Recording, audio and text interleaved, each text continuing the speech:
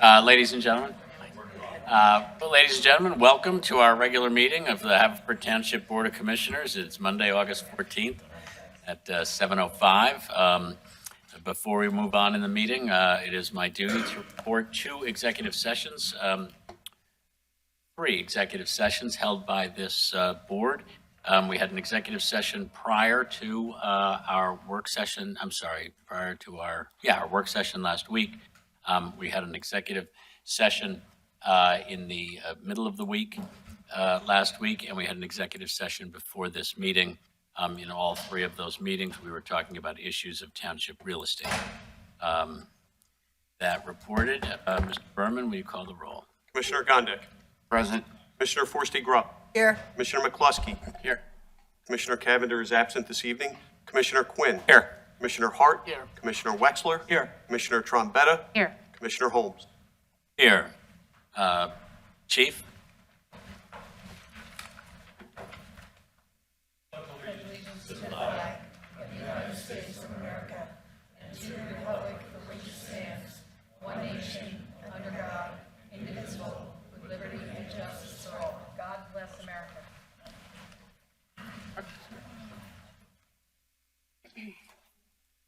Next on our agenda is a presentation for the Brookline Park Master Plan update. This is a presentation that was postponed due to last week's really bad weather. So I welcome our consultants to come before us and present the Brookline Park Master Plan. Welcome back. Good evening. Thank you for your time. I'll be brief tonight, give you a brief overview of the plan and the planning process. We have completed the master plan. It was about almost a year-long process. You can see the number of meetings that we had. I won't read them. And the master plan is a very accurate conceptual plan that's drawn to scale, from which we've developed detailed cost estimates for construction. And the next steps, as you can see on this chart on the top line, if you decide to proceed with it, is to secure funding, to do design and engineering, and then do construction in one or more phases. So it's a pretty linear process. Here are all the meetings we had. We worked with a great committee. Some of the members of the committee are here tonight, and they were very engaged, and we had a lot of public attendance also. You can see this is a summary of our public input. And we had over 1,130 interactions between our public survey, where we had almost 900 responses in the various meetings, and you can see the attendees listed here. So it was a really robust public participation process. We do lots of these plans, and this was among the best for public participation. The plan that we came up with is based on a lot of that community input. And it has a playground area, it has an open lawn, it has some court games areas, it has seating, of course, of various types. It has some shade structures and of course, trees and plantings, a single occupancy restroom and lighting. So those are some of the major elements that I'm going to walk you through with the plan. So the four major areas are the Earlington Road streetscape, what we're calling the park porch, the central gathering area, which is number 3, and then the eastern play area, which includes that large elliptical lawn area. Also, we have some streetscape improvements along both Kenmore and Sagamore roads.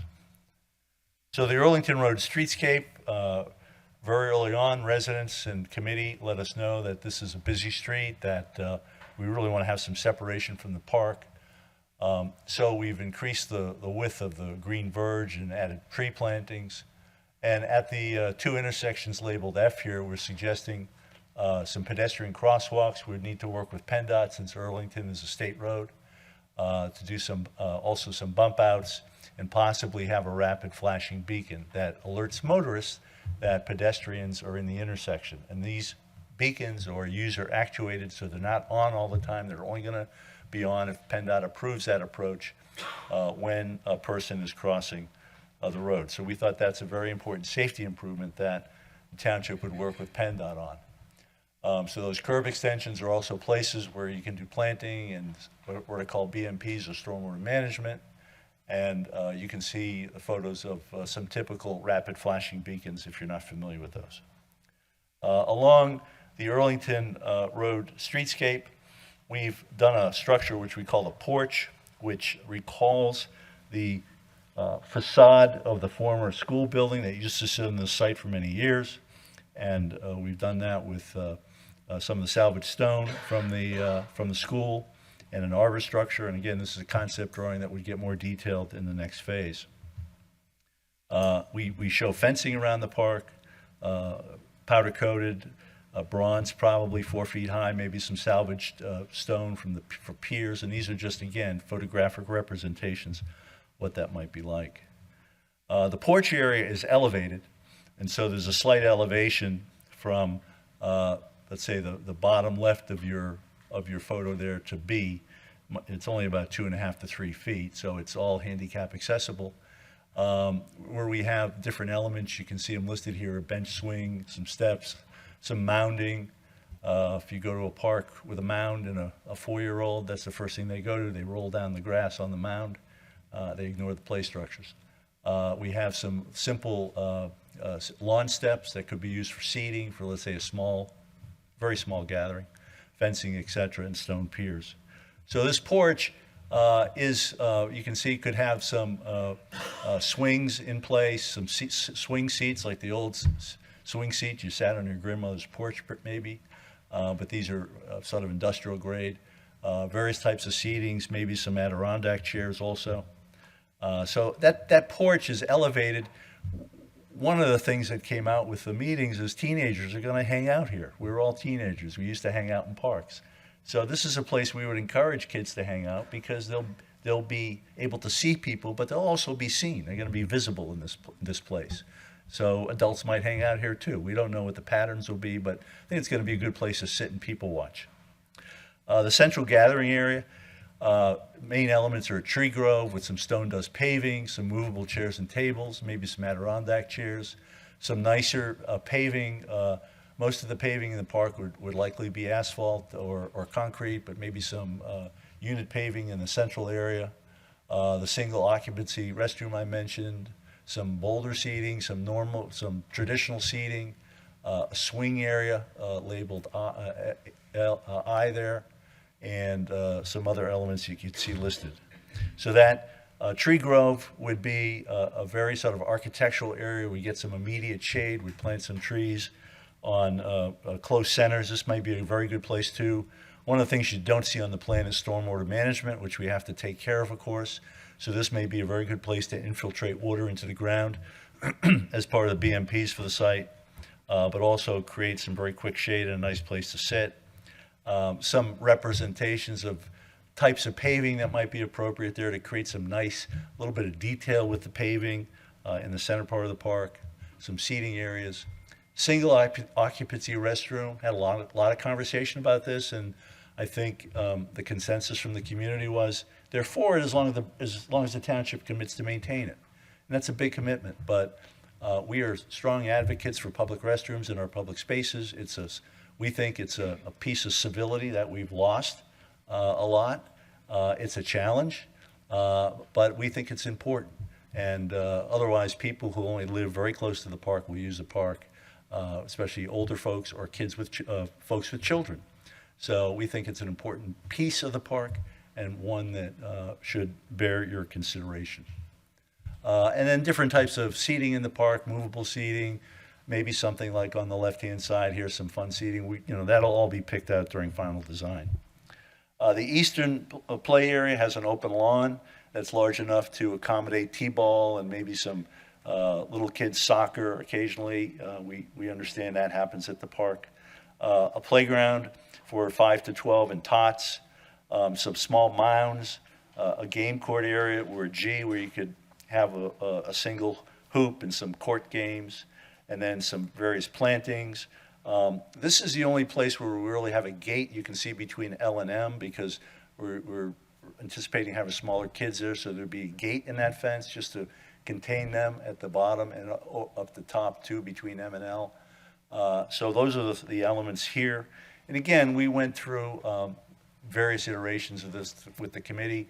You can see those dark rectangles or benches that would be in various places around the park, so plenty of seating for kids and parents or grandparents watching their kids. And so that informal lawn area we think is important. If you had a small movie night here for the neighborhood, you could do it there, or a flea market.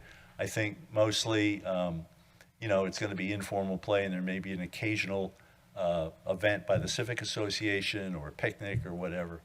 So this is something that we think will work well, and it's a feature in more and more parks. Representation of some simple mounds, probably not as ambitious in this photograph, and children's play areas for that part of the park. And then some small court games, whether it's a single basketball hoop or foursquare or things like that, that can be worked out there for games for kids and adults. We do show lighting in this park. This park, for us, we compared it to a town green or a town commons. You've got, it's a dense neighborhood.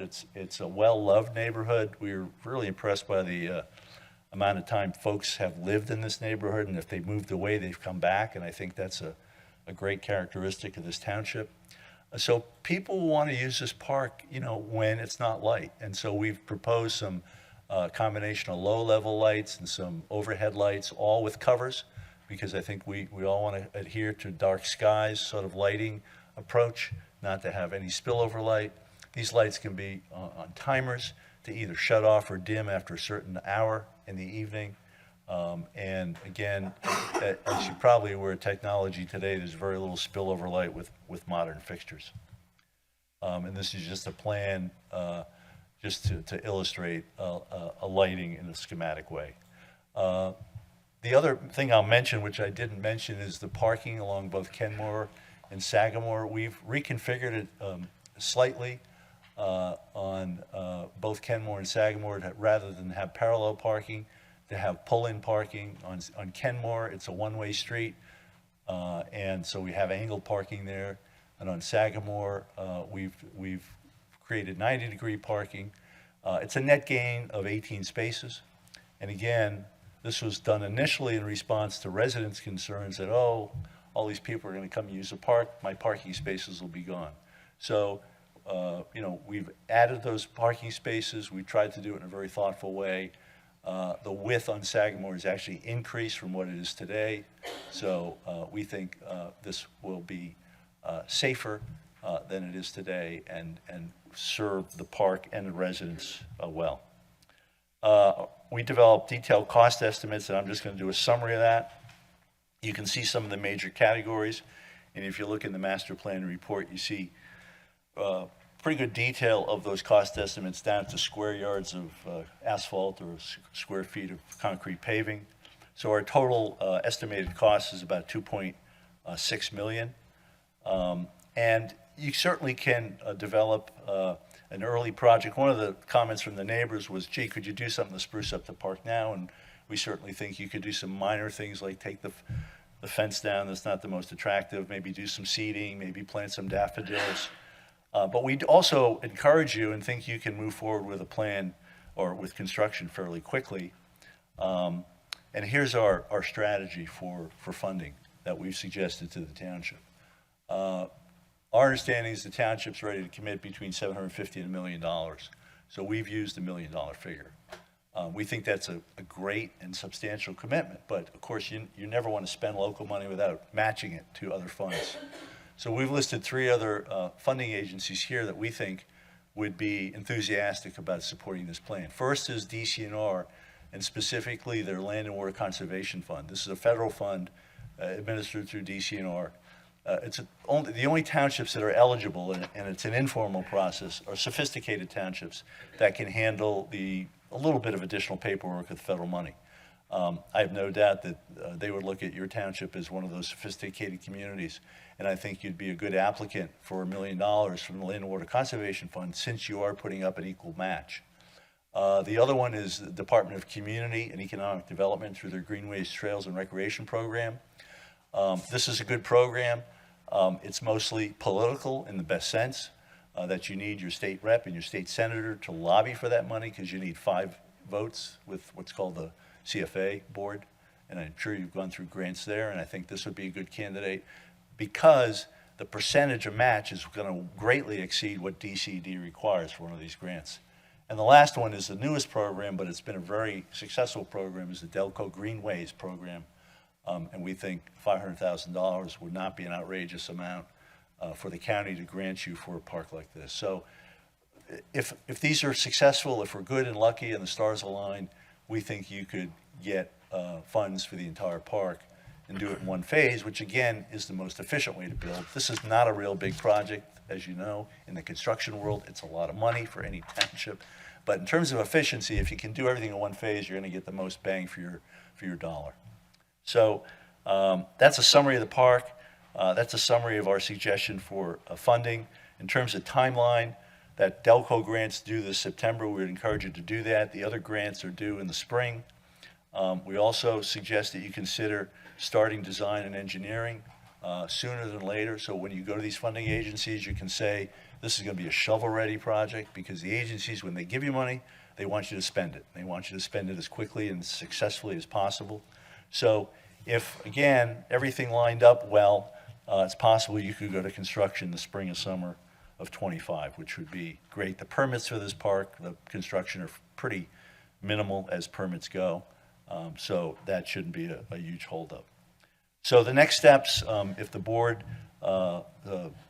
decides to approve or adopt the plan, again, it doesn't commit you to build it. It just, you accept the plan, you accept the plan. That's all it means. There's no legislative teeth, as you know.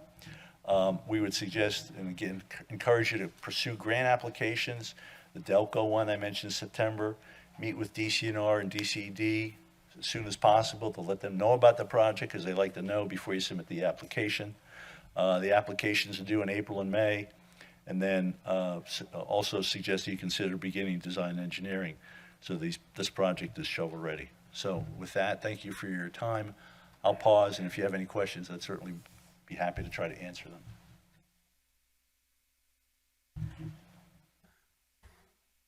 Any of my colleagues have questions? Mr. Gondik? I do have a question. If the project is done in phases, just because, these grants that we'd be applying for, some of them we won't hear for one of them, I think probably a year. If this is done in phases, do you have recommendations or suggestions on how to phase this? Yeah, it certainly could be phased. I think in the draft plan, we had a phasing plan. There are many ways you could do it. There's not one way. So part of the applications with DCNR, they want you to have a substantial recreation improvement at the end of phase one, which I think you could do. So suffice it to say, you could phase it a number of ways. And it would be, you'd react to what money you had. But the other thing to keep in mind, DCNR, DCD, and Delco Greenways have a window that's 2 to 3 years. So if you weren't successful year one with one of these grants, you could go back in year two.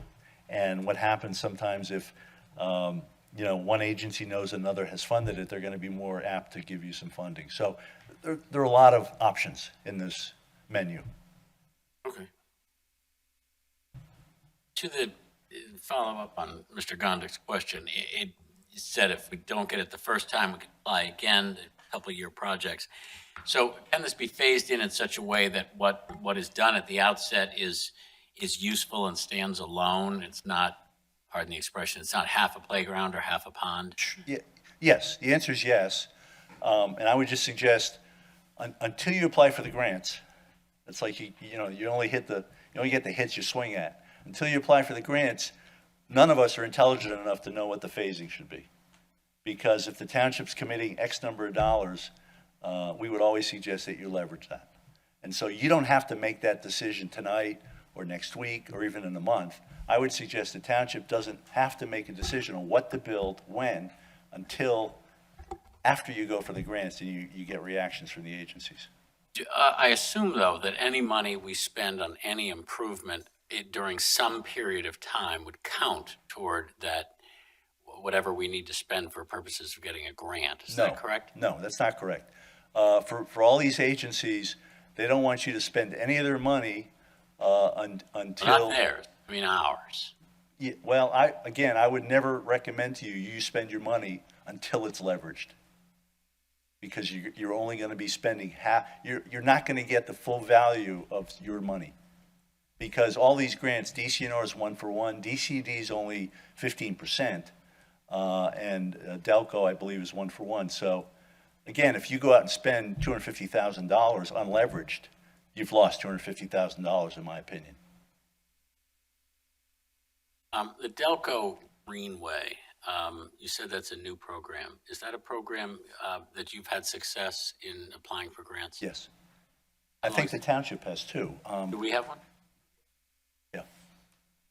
I mean, for example, we got $250,000 for Chad's Ford, $500,000 for Chad's Ford for a trail project, and that's a community of only 7,500 people.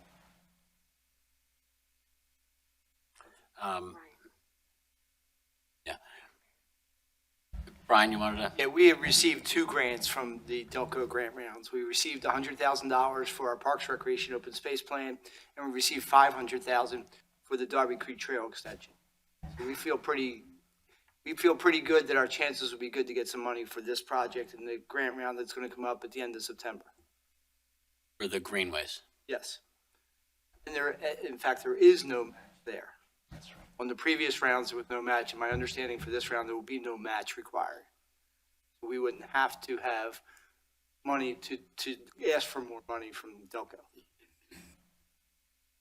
I'm sorry, say the last thing you said again? What I'm saying is that Delco doesn't require a match for their grants. So we didn't have to match the $500,000 that we got for the Darby Creek Trail or the $100,000 that we got for the Parks and Recreation Open Space Plan. And my understanding that this round will look just like the last 2 rounds. And our plan and the idea is to seek another $500,000 from Delco Greenways? Yes. And I can add to that, however, if the township's going to commit $750,000 or $1 million, and you make that representation in the grant, the county's going to look at that even more positively because they know you have skin in the game. Peter, isn't the fact that the process that we've gone through to develop the park, to get the community input, to have a plan, doesn't that also help with the? Absolutely. Commissioners, you know, we followed the DCNR process. We had all that public participation is what DCNR demands, even though you were not funded by DCNR. So we've done hundreds of these plans based on DCNR standards, and I know that this will meet all their standards, and that's what they look for too when they look at funding. Okay. I'm sorry, does anybody have any other questions? I was just going to say, so when I look at the funding opportunities in the proposed budget, there looks to be approximately $100,000 variance. And I guess on your funding opportunities, that's because you rounded. So, I mean, technically, and I'm just throwing this out there, I mean, technically, if we were to say the township would have put up $950,000, which would, on a dollar-for-dollar match, the DCNR LWCF would be $950,000. That might still get us to the 2.7 or the 2.6 something that you were looking at. Yes, sir. And I guess my follow-up to that is these numbers, the 250, the 500, the million, are these just numbers, like, can we ask for more? Is there a chance we get less? Like, how do those funding amounts, where do those funding amounts come from? Okay. The DCD, that's the maximum under that program. Okay. You cannot ask for more. Under the Delco Greenways, they have a soft cap at $500,000. You could ask for more, but you probably won't get it. DCNR, Land and Water Conservation, you could ask for more than that, but it's a 1-to-1 match. So I didn't want to be presumptuous with the township's match. The other thing is you apply for all of these separately, a little bit in a vacuum, because you will tell DCNR, we're applying for $1 million. We'd like to be considered for Land and Water Conservation Fund. We are matching it with $1 million from the township, et cetera. DCD only requires for a $250,000 match, grant, you only require $37,500. You're going to exceed that by like 10 times, so that's a good thing. So each grant program has a little different criteria, but again, we've combined these before many times for other communities. Thank you. Yeah. Just so I'm clear on the question I asked you earlier, we should not spend any township money until the grants are actually awarded? Awarded, yes, sir. If, for example, if you apply for DCNR or DCD 24, you'll be notified at the end of 24, you'll get the money in early, late winter, early spring 25. And that's why on my little chart I had, you could go to construction in 25 if you do the design and engineering sooner than later, if you started it soon. You can also wait to do design and engineering. But that's again, another choice. That's why I have design engineering. We've estimated it's around 250,000. You could, for example, based upon the question, you could, for example, request 1.25 from Land and Water Conservation, wait until you get that grant, hopefully, and wrap it in with these other grants and take your design engineering out of that. Because if you got 1.25 from Land and Water Conservation, you could use the township plus the Delco money to match Land and Water Conservation. So there's a lot of ways to combine these funds, and Delco money, anticipated a question of mine. The Delco Greenways money becomes township money for Correct. purposes of matching with DCNR, correct, for purposes of DCNR, it's local money once you get it. but we can't spend it. Correct. Well, you could, but I just wouldn't until you know your total picture. For example, if you apply for that money in September, the Delco, you got it, okay? Then you'd have conceivably, if you're putting in $1 million, you'd have $1.5 million. I would wait until you get these other grants submitted and get a response, because again, the greatest efficiency with construction is going to be if you do the park in one phase. Is there any outer deadline for when we like if we get that Delco Greenways grant, is there any must be used by date? Yeah, it's I believe it's two years, 2 to 3 years, and all these agencies are pretty good with getting extensions too. Like if you run out of your 2 or 3 year period, I've never been denied an extension for a township or a borough.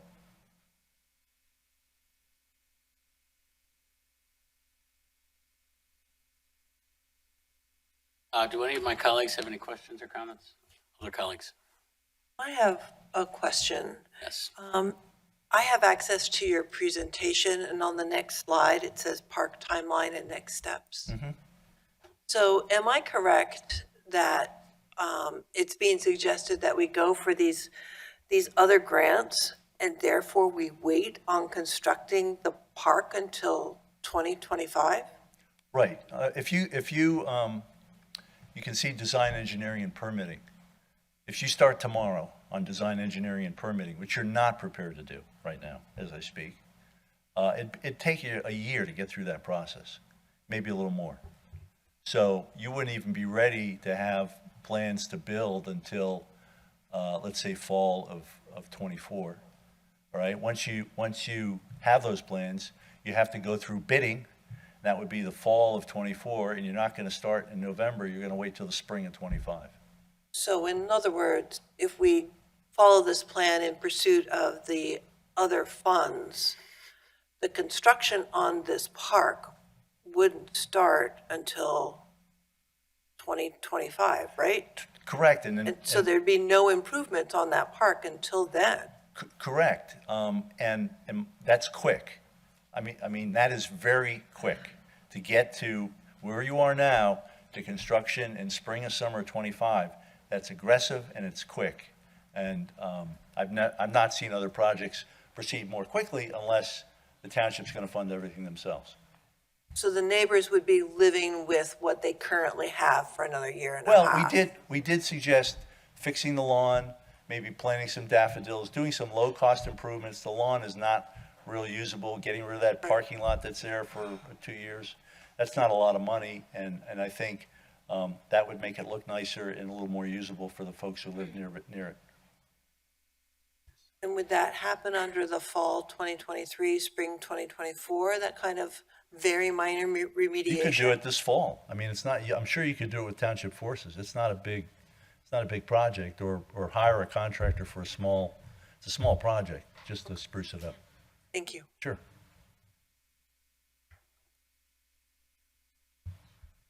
Does anybody else have any other questions or comments?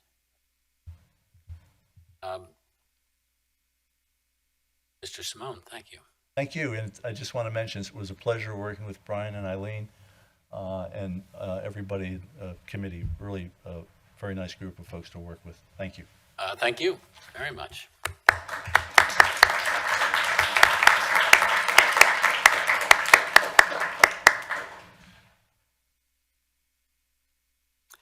Next on our agenda.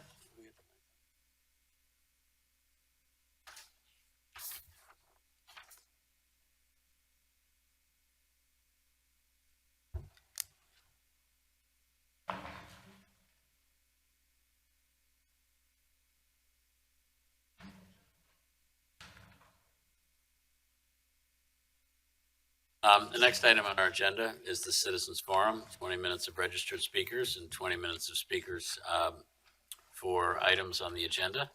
Among our registered speakers, let me invite up Mike Brenner.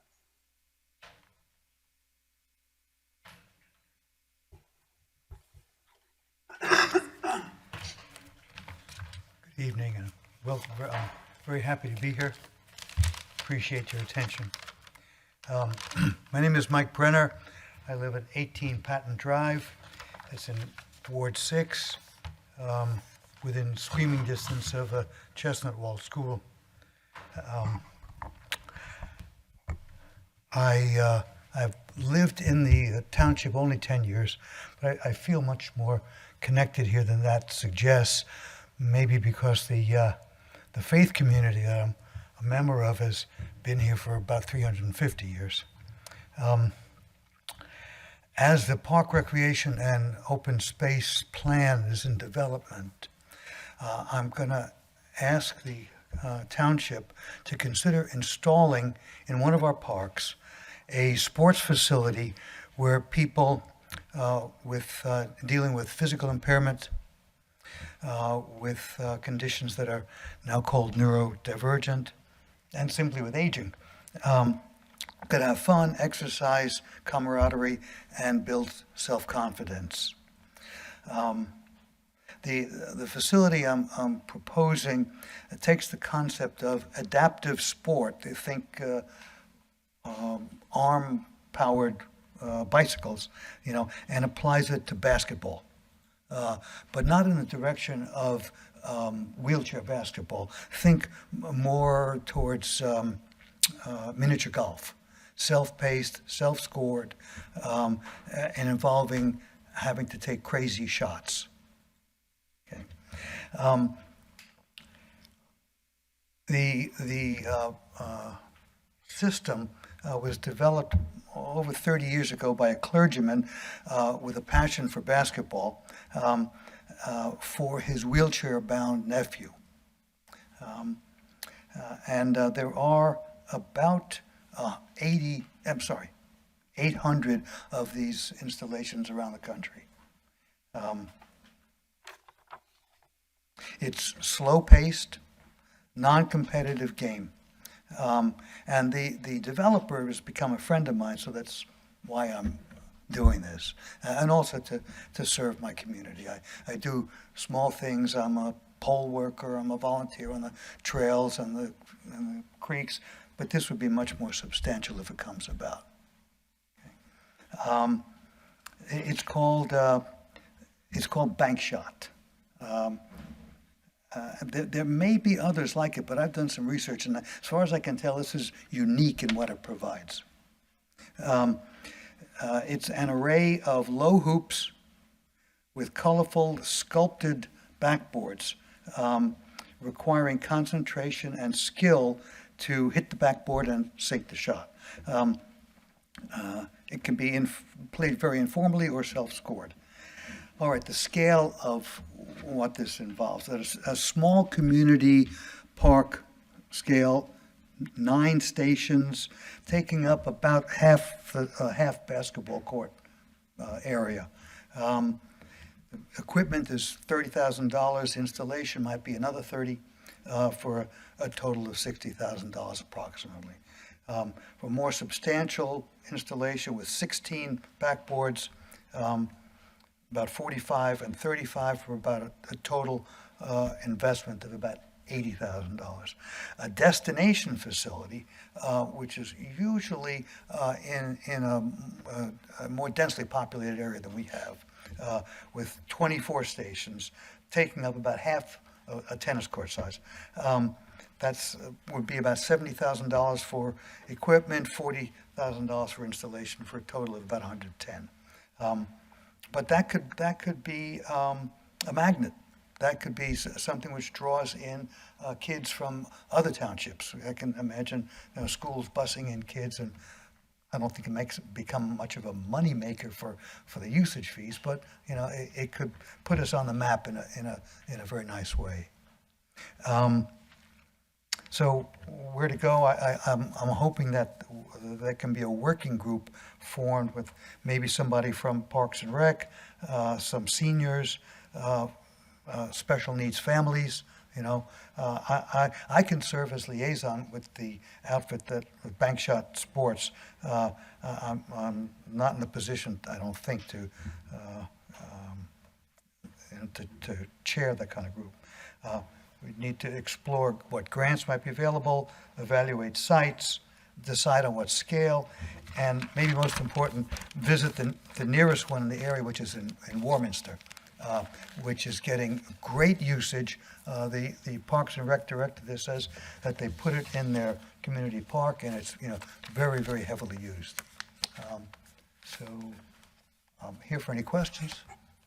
Thank you, Mr. Brenner. I will have to move on to the next person, but what I will do is I will ask our Park and Rec Department to investigate it, to look at Warminster, and we'll take your idea very much to heart. Thank you. Thank you, Commissioners.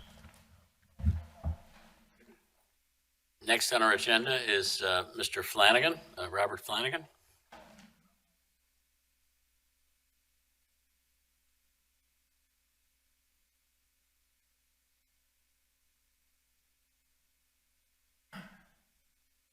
Good evening, and I'm Robert Flanagan. I live right here on Brookline Boulevard. Reason I'm here is not for a warm and fuzzy thing. It came to my attention several weeks ago at my church that through my pastor's new husband, that there have been several suicides in Haverford Township. When I heard that, it got me to thinking again, because I've had 4 suicides in my family alone. And 2 of my brothers both went to Haverford. The one was a school bus driver up until 1984, when he died in the apartments up across from the Wawa on Haverford, or I'm sorry, on Darby and Eagle Road. And I found out years later, working for FedEx, one of the new employees I had used to be a police officer here at Haverford. And we got to talking. Turned out he was the officer that was on scene when it happened, and he gave me the news that my brother had the distinction of being the first suicide in Haverford Township. My younger brother just died 4 years ago. He is also from Havertown and went to Haverford. And I've heard through my pastor's husband that went to deliver mail that was misdelivered. One of the neighbors on Brookline had mentioned that there were 4 suicides in the past year, 2 current and 2 alumni of Haverford that died recently through suicide. And just 2 weeks ago, my next door neighbor was all dressed up and she was leaving. She said it was for a funeral. When she got back, she was telling me that her husband's best friend that he knew from school, who had 4 kids, had just committed suicide. So it's a very prevalent problem, and they mention it on the news and other things. That I'm a disabled vet from the Navy, that your military has the highest rank of suicides, and it's not an easy fix, but it's not something that affects children. It's not something that affects older people. It's something that can affect anybody and everybody across the board. And sometimes, people just need somebody to talk to or just listen And I think if we could get them to be more active in our township and the community in general, it's very important when you're in a situation like that to get your mind off things. I was quoted as being the world-famous lunch lady at Haverford for 20 years. At the same time, I was also working for FedEx for 23 years now. And at 62 years old, it's hard to work a 70-hour week, but it's a lot cheaper than mental health counseling and stuff like that. But that being said, that's just one of the reasons I'm here. Also, the crime rate. I've had a number of people that, again, work with me at FedEx, and they've moved out of Haverford Township, again, because of the crime rate that is getting a little bit out of control in Havertown. There's been a number of cases right here in the parking lot of the skating rink. Just a few months ago, there was an incident right across from Chatham Park Elementary. And don't know why this seems to be all of a sudden, except all you have to do is turn the news on at any given time, and you see the violence and everything going on.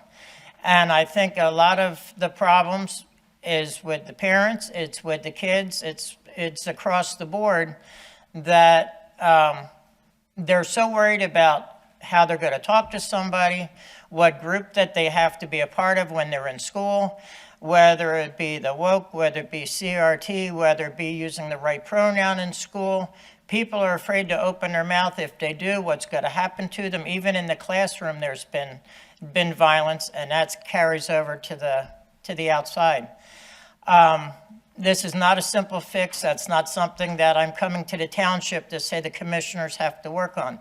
This is something I think the school district has to work on with the school superintendent and the principals. I've talked to the principal several weeks ago, and he did say that they now have a mental health counselor on the school district, but that's something that should have been done years ago, but they have it now. But I think if all the businesses were to get involved, if the different clergy and the churches were to get involved, the township commissioners, even Greg Vitale, our state representative, were to get involved and try to come up, at least as far as the crime problems. If a lot of these kids, I think, are out on the street because they're not involved in an organized sporting program in school. They don't necessarily have an after-school job, so they have a lot of free time on their hands. And maybe normally they're a good kid, but they get out with a group of kids. And like you see the different things that happen, and as close as we are to Philly, things happen there all the time. Whereas I think if all the businesses and everything get together and they can find something that they can do with the youth of the township and get them off the street, give them a more positive feeling and view of self-worth of themselves, that would go a long way to getting the kids off the street, taking more responsibility in their own community. There's a lot of programs out there for senior citizens that need help, but there's not too much out there for juveniles that might need help. And I think a lot of times that can always work hand in hand. There's a lot of senior citizens and a lot of youth, and I think if they could somehow have a list of what senior citizens need and can't afford and can't get through this funding, and what these other kids are possibly able to assist in these senior citizens, it's a win-win situation for everybody. It makes the kids feel better about themselves. It could reflect in the schools. It could reflect on the street. It could reflect in their home life. And all this is not putting a financial burden on anybody. It's something that everybody can just see what they can do to make this a better place. Thank you, Mr. Flanagan. Thank you.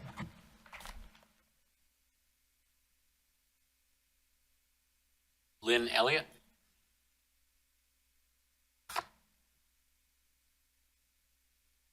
Is it okay if I put this down?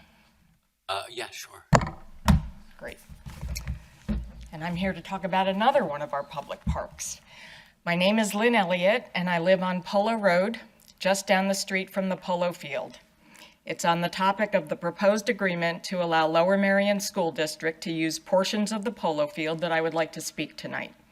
First, I request that this board alert Lower Merion School District that the earliest this agreement could go into effect is spring 2025, not 2024, which is just a few months away. There is no longer sufficient time to have a thorough, transparent public review and revision process, since we have not seen even a first draft of the agreement. Please press the pause button on this proposal. Second, the Polo Field Task Force was informed in June by members of this board and township officials that both townships are currently favoring building a bus pull-off on Railroad Avenue to accommodate Lower Merion's buses. This is a photograph of the south end of the polo field. The dark green color you see is the unbroken line of mature shade trees that ring this end of the field. On the other side of these trees is Railroad Avenue. The proposed Railroad Avenue bus pull-off will require the destruction of these trees. This board will have to approve that destruction. Why would anyone in this township even consider cutting down our trees in order to save Lower Merions out at Black Rock and Oakwell? Just as the people in Lower Merion value their trees, so we in Haverford also value our trees. These trees provide the only shade there is in this area, because on one side is the asphalt of Railroad Avenue, on the other is the open field. These trees are crucial to providing habitat for our wildlife, purifying our air, absorbing our stormwater, and cooling this exact spot. You cannot cut them down and say you'll just plant new ones to make up for their loss. It will take generations to grow replacement trees. We need to preserve these trees, not sacrifice them on the altar of building a bus pull-off for Lower Merion school buses. I ask every resident of Haverford Township to send an email to your commissioner and ask them this question. Are you going to allow the destruction of our shade trees on Railroad Avenue in order to build a bus pull-off? Yes or no? We need to get every commissioner's response on the public record. It's also important to note for the public record that this stretch of shade trees contains at least 3 that qualify as heritage trees.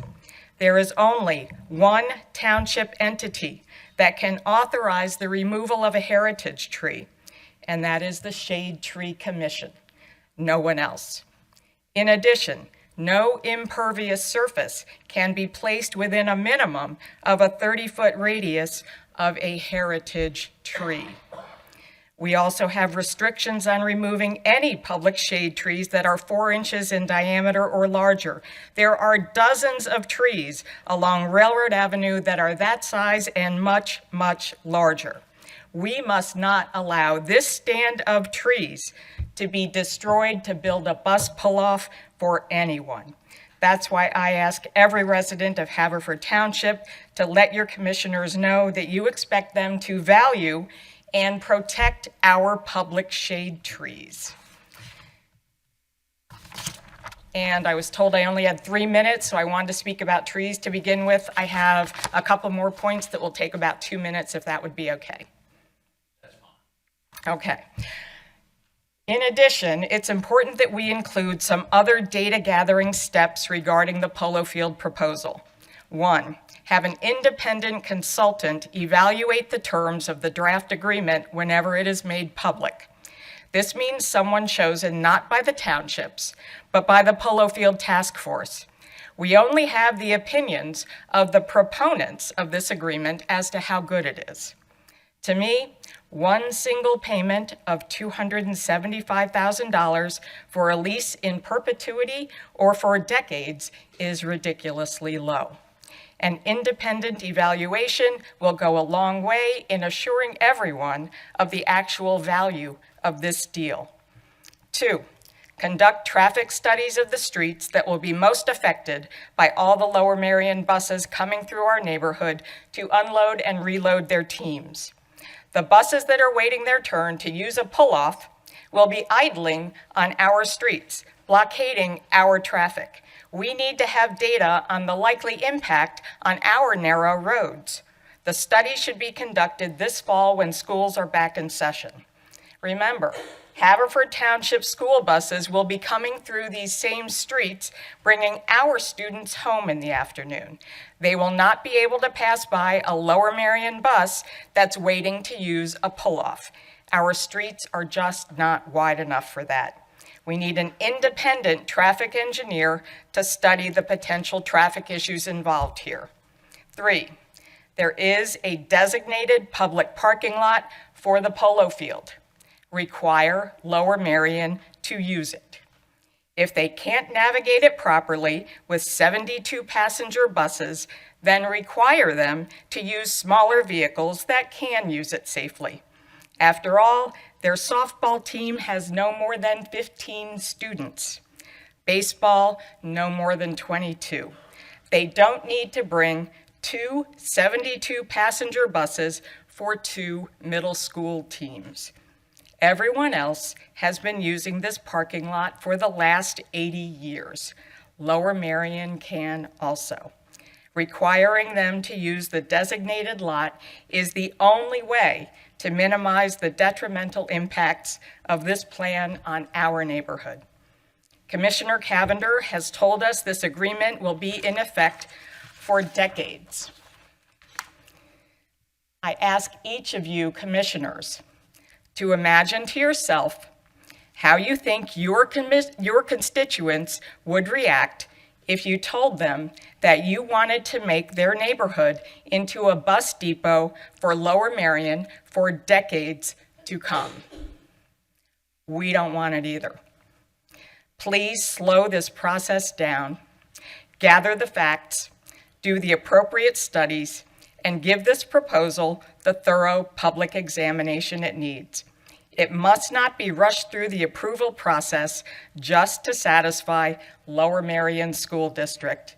It is far better to do it right than to do it quickly. Thank you again. Thank you, Ms. Elliott.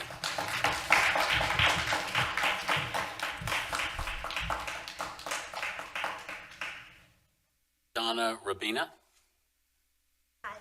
Hi. I just have a handout. Can I give it out to the You can, commissioners? certainly. Thank you. If you just want to hand it to me, I'll send it in both Oh, directions. yeah, perfect.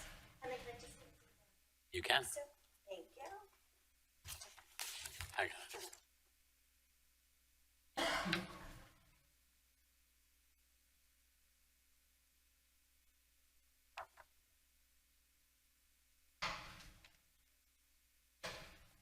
So good evening. I'm Donna Rabina, and I really appreciate you giving me the couple minutes to speak this evening on an idea for accelerating the restoration of Haverford Town streets. So in speaking, I've had the opportunity over the past year, 2 years, to speak with Dan Mariani, Commissioner Quinn, and Commissioner Gondek, and fully understand that the traditional Haverford repaving program is currently on hold. That said, till the next year. So this, all the great work that you guys have done to get the ordinance in place for all repaving to now be mill to mill creates an opportunity where we can kind of think outside the box. But when you look at the sheet I gave you with some of the looking at the current situation and the opportunity, it really is a great opportunity to think about how we can, really come to the forefront. Granted, like traditionally the repayment program is basically the roads that are going to hit that are the roads that are really severely damaged. A lot of potholes and so forth like that.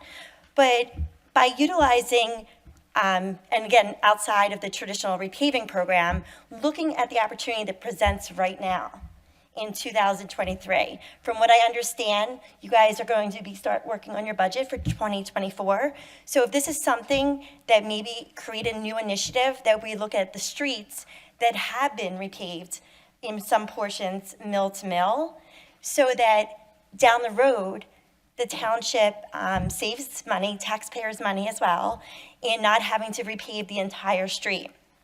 So for instance, if you're looking at the left side here, prime example, the portions that you can obviously see that were just completed mill to mill, freshly repaved. On the left side is the half of the street that just basically got repaved last year. So it's a huge difference within a year. So the thing is, in the long term, is that something that the board, the township, can potentially look at creating a, an innovative program to look at how we can kind of restore some of the streets that are partially repaved for 2024? Okay.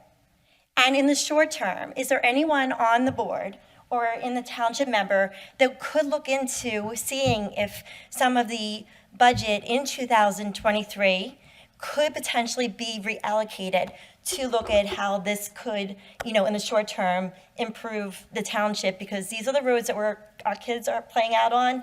A lot of residents out walking their dogs or walking to town.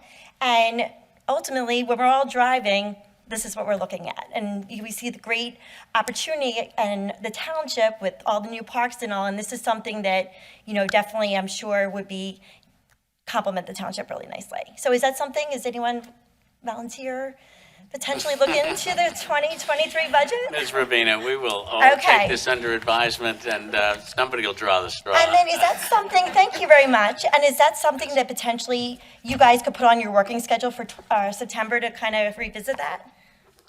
So our budgeting process is starting now, so certainly we will take that into Okay, consideration. So thank you very much. Thank you, Ms. Rabina. Thank you. Mr. Polsky. Alan, you are on my list.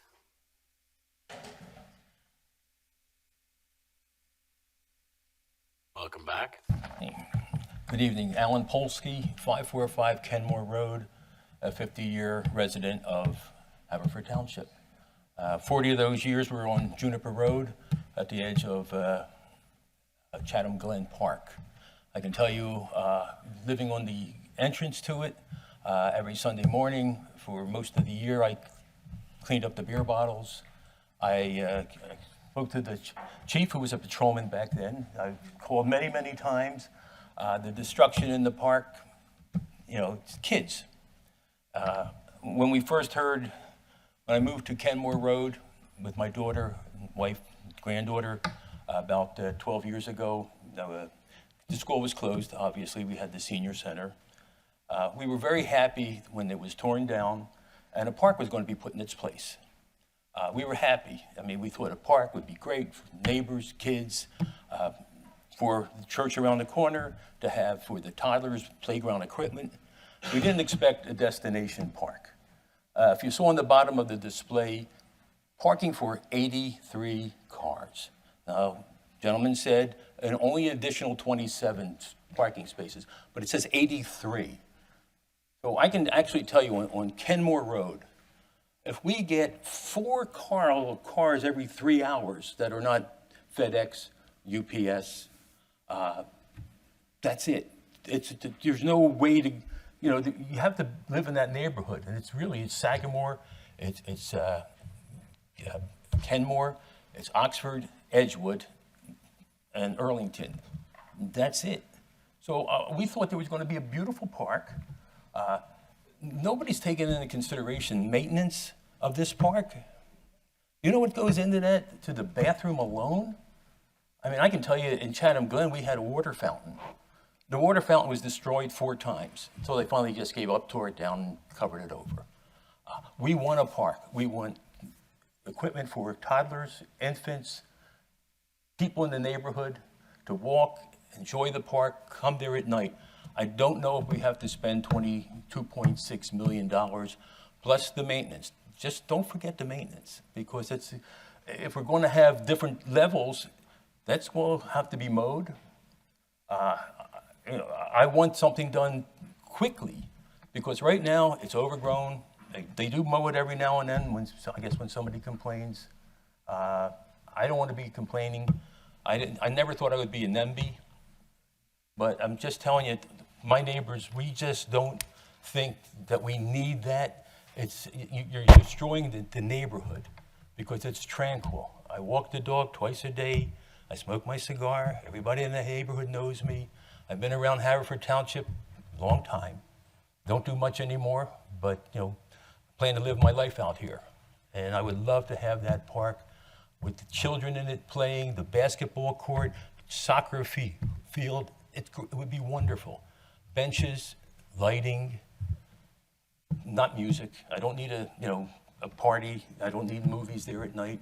I don't need, a place where teenagers are going to be there anyway, day and night. So we'll deal with that. If I have to do the Kenmore Neighborhood Watch, we'll do that as well. But please take that into consideration when you're voting on this. I really appreciate it, and my neighbors appreciate it. Thank you. Thank you. Okay, this concludes the registered speakers. We now invite anyone in the audience who would like to speak on an agenda item. I will start here on my left. Anybody in the front row? Anybody in the second row? Yes. Valerie. Michelle Alvarez, 134 Hastings Avenue, Chairman of the Parks Board, Chairwoman. I would just like to encourage... Chair. I would just like to encourage you to approve this plan. We've been working on this for over a year and a half. We started with a small community group working on it first, and then we got a grant to hire the consultant. We've had a great deal of public input, and as a Parks Board, we voted that we thought this was a great idea and recommend that the board go ahead with the plan so we can start applying for grants and get this project going so it's not as much of an eyesore that it's been for a couple years. And I know myself and others included, back when all the debate was over having a library or having a park, we waited out that debate, but we were thrilled to hear we were going to have a park and have a whole new canvas to develop a new park in Haverford Township, another gem, much like we did 12 years ago out at the Haverford Reserve. So I encourage you all, on behalf of the Parks Board and myself, to vote for that plan. Thank you. Thank you, Ms. Albury. Anybody else in that row? Anybody else in the row behind that? Yes. Oh, I'm sorry.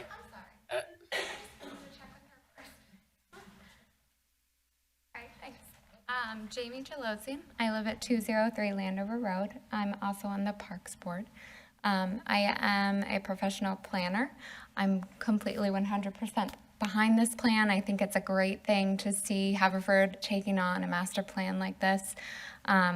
It's quite an asset to have a completely blank slate to build a park, and I think that they've taken really great steps, the township and staff, to take the steps to get all the public involvement, the input from everyone to go through and kind of lay the groundwork for acquiring the grants that would be needed to build and create a really good asset for that community and that neighborhood, but the township as a whole as well. So I just wanted to say that as a park board member, as a planner, fully support this plan, and I think it's a great step forward for the township to see this happening. Thanks. Thank you.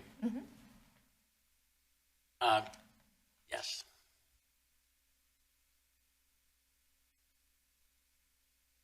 Welcome back. Thanks. Good evening, everyone. My name is Monet Riley. I'm at 400 Glendale Road. I'm also a candidate for 9th Ward Commissioner. Just a few things. I had the pleasure of walking around Pilgrim Gardens yesterday and talking to neighbors, and I talked to a lot of people on Warrior Road who are really concerned about the speeding. Warrior Road is very steep. It goes down between Vermont and Glendale. And it was something that came up over and over again. And they said they've reached out to their state rep, they've reached out to the police department, they've reached out to PennDOT themselves, and they haven't seen a lot of solutions. So I saw on the agenda there's 4 traffic speed signs that's already being purchased. I'm not sure where they're going in the township. There's no locations, but for that, pocket of concerned community members, if there's something that, I'm not sure the requirements of those going on the streets, but maybe that would be a good gesture for that very hilly road for their concerns for their children and their safety on that street. Other than that, just thanks for all of the park improvements and light replacements.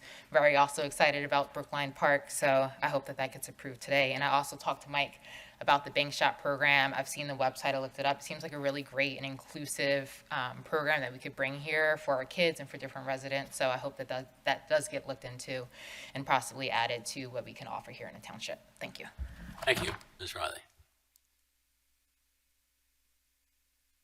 Anybody in the back row? Yes.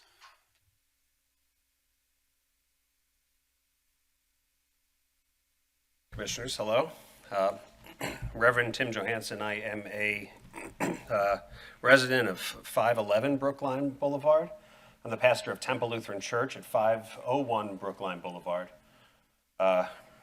And I am the PAC committee chairperson for PAC 462, which runs out of Lanark Presbyterian Church and serves primarily Chatham Park Elementary School kids. I'm also the father of 3 small children, 2 of which will be at Chatham in the fall and 1 which will be at St. Faith.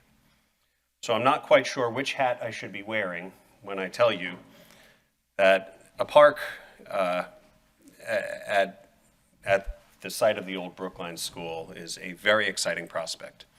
I'm excited for what it can mean for scouting in our area. I'm excited for what it could mean for faith communities and for small children. We don't currently have a park within reasonable walking distance for me to take my 3 and 5-year-olds just for a walk up to the park. And now, with your approval, we finally would. And am I allowed to ask our Director of Parks and Recreation a question from the microphone? Yes, the director might be allowed not to answer it. Sure. Go ahead and ask. Brian, do you know what it takes to maintain a bathroom in a park? Yeah, I think we could manage that. All right, cool. Thank you. Thank you for your time. Thank you. Anybody else on the left side of the room? Right. Okay, moving to the right. Start at the front row, or who is acting as the front row there in the third, and the next row, 3 gentlemen, and ma'am.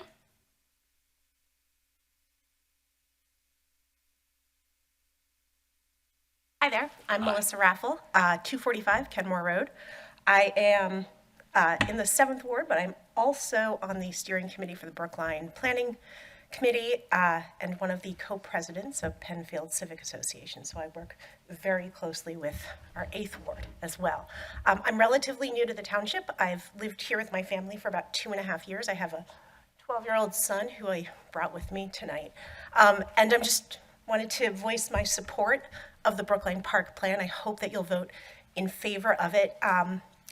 The park is going to be beautiful. It's going to be like nothing our township has ever seen. It's going to be so special. When we moved from Center City, when we lived there, there was the central green at the Navy Yard, and that was extraordinary. It allowed people of all ages from everywhere to play, have low-key parties that didn't disturb anyone. My son could ride his bike around. And Brookline Park will be sort of a tinier version of that. It'll be something that our township has never seen. And I really hope that you'll take into consideration the work that Parks and Rec has done, that the steering committee has done, that Simone Collins has done, and the entire neighborhood to work towards this. Thank you. Thank you. And thank you for serving on the committee. Anybody else? That concludes the Citizens Forum and the registered speakers. I think we will take into consideration everything everybody offered. I do just want to make one statement. Mr. Flanagan, I'm very sorry for the losses that you described, and I do want to take the opportunity, since you raised the issue. The National Suicide Hotline has now become 988. So like we have 911 that works everywhere in the United States, 988 is an immediate connection to the suicide hotline.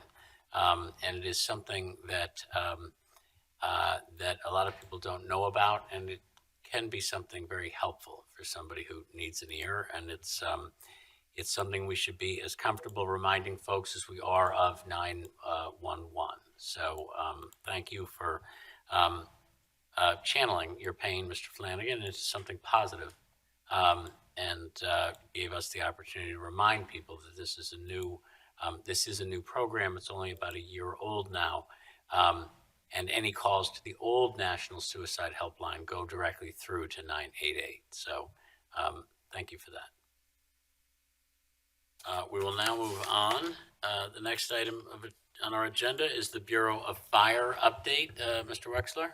Yes, for the month of July of 2023, the Haverford Township Bureau of Fire responded to a total of 78 incidents. 67 of those occurred within our township boundaries. 11 were out-of-township mutual aid incidents. The number of personnel per call was averaged 16.3 firefighters and members from the township. There were 1,439 personnel hours committed to incidents and 501 hours committed to training. In addition, we have provided mutual aid to 2 working fires within the county. Also, Manoa Fire Company reported that Sharif Abu-Harb completed his year training for Firefighter 1 and received national certification. In addition, Marine 56, which is the Manoa Fire Company's Marine unit, provided mutual aid to Bucks County Station 71 with assistance for searching the victims from the July 15th flash flooding up there. And I'm going to read an overview of a quick, brief overview of what happened there as far as our participation.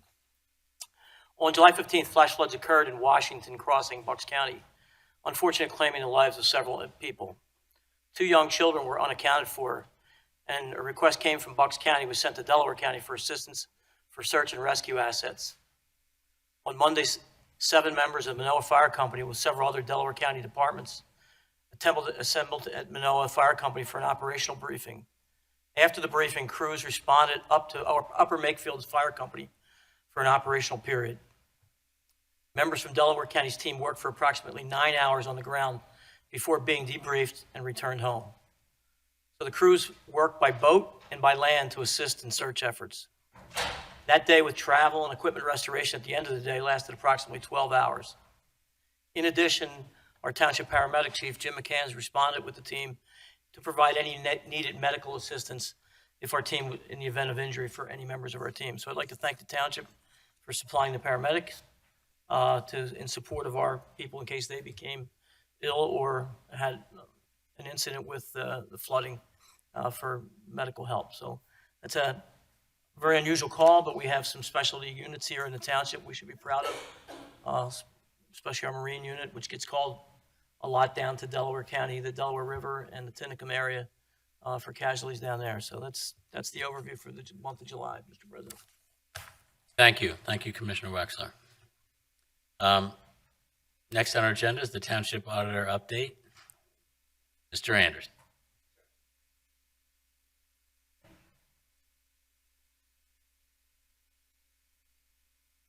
All right, well, first off, I want to say thank you to all our firefighters for going through that. That must have been a really hard day, and it's great that you guys were able to provide services to other areas.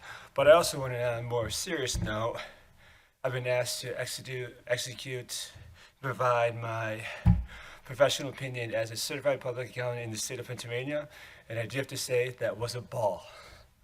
For all you Phillies fans out there. I also want to say, if I'm seem a little relaxed or off the nights because my wife and kids are out of town this week.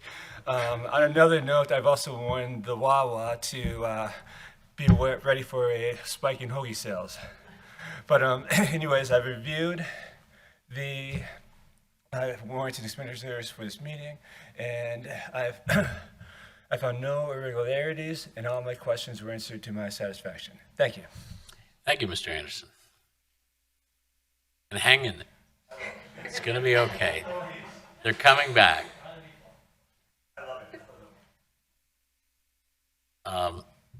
Good luck, Dave. You're next. You got to follow that act. David Berman, our Township Manager update, is next on our agenda. I feel like I have no personality. I just wanted to thank Public Works and our first responders for the hard work that they gave to the township last Monday. There were horrible storms that came through here last Monday, and they were out all night. It was a yeoman's effort. I don't know if you could say it. Can you say yeoman's effort? I don't know if you could say that. I think go ahead. Thanh you very much. I would like folks to mark their calendars. Saturday, August 26th is our shredding event. We have 3 festivals coming. Saturday, September 9th, there's a music festival. Saturday, October 7th is Haverford Township Day. Saturday, October 14th, there's another music festival. And in November, on the 25th, we're going to have our e-waste event. And that's all I have. Thank you. Thank you, Manager Berman. Next on our agenda is the approval of minutes. I move to approve the meeting minutes of July 10th. Second. All right, we have a motion and a second. Any comments, changes, deletions, additions? Hearing none. Mr. Berman? Commissioner Gondek. Yes. Commissioner Forresty-Grubb. Yes. Commissioner McCluskey. Yes. Commissioner Quinn. Yes. Commissioner Hart. Yes. Commissioner Wexler. Yes. Commissioner Trombetta. Yes. Commissioner Holmes. Yes. The next item on our agenda is the approval of warrants. Motion to approve the following warrant, number 8, 2023, totaling $4,340,904.29. General and sewer fund payroll for July 20th, 2023, in the amount of $823,013.59. General and sewer fund payroll for August 3rd, 2023, in the amount of $856,386.27. General fund disbursements, number 8, 2023, in the amount of $1,715,397.31. Sewer fund disbursements, number 8, 2023, in the amount of $411,932.86. Community Development Block Grant Fund disbursement, number 8, 2023, in the amount of $46,602. Capital Projects Fund disbursements, number 8, 2023, in the amount of $328,438.50. American Rescue Plan Fund disbursement, number 8, 2023, in the amount of $132,606.12. Credit card statement ending July 27th, 2023, in the amount of $27,527.64. Second. I have a motion and a second. Any questions or comments? Hearing none. Commissioner Gondek. Yes. Commissioner Forresty-Grubb. Yes. Commissioner McCluskey. Yes. Commissioner Quinn. Yes. Commissioner Hart. Yes. Commissioner Wexler. Yes. Commissioner Trombetta. Yes. Commissioner Holmes. Yes. Next on our agenda, we have 2 tax assessment appeals. I'll entertain a motion. Motion to approve the settlement and stipulation of council in the matter of an owner-initiated property tax assessment appeal for property located at 731 Ashurst Road, DC Folio 2208-00045-00, pending in the Court of Common Pleas of Delaware County, number 2021-009930, and authorize council and proper officers of the board to execute necessary documents. Second. We have a motion and a second. Mr. Berman? Commissioner Gondek. Yes. Commissioner Forresty-Grubb. Yes. Commissioner McCluskey. Yes. Commissioner Quinn. Yes. Commissioner Hart. Yes. Commissioner Wexler. Yes. Commissioner Trombetta. Yes. Commissioner Holmes. Yes.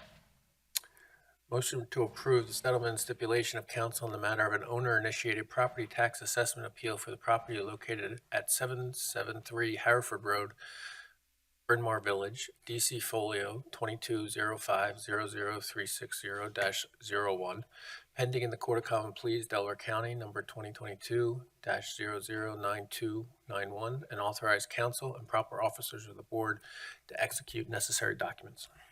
Second. I have a motion and a second. Mr. Berman? Commissioner Gondek. Yes. Commissioner Forresty-Grubb. Yes. Commissioner McCluskey. Yes. Commissioner Quinn. Yes. Commissioner Hart. Yes. Commissioner Wexler. Yes. Commissioner Trombetta. Yes. Commissioner Holmes. Yes. Next item on our agenda, the 2024 budget adoption schedule. Motion to adopt the 2024 budget adoption schedule. Second.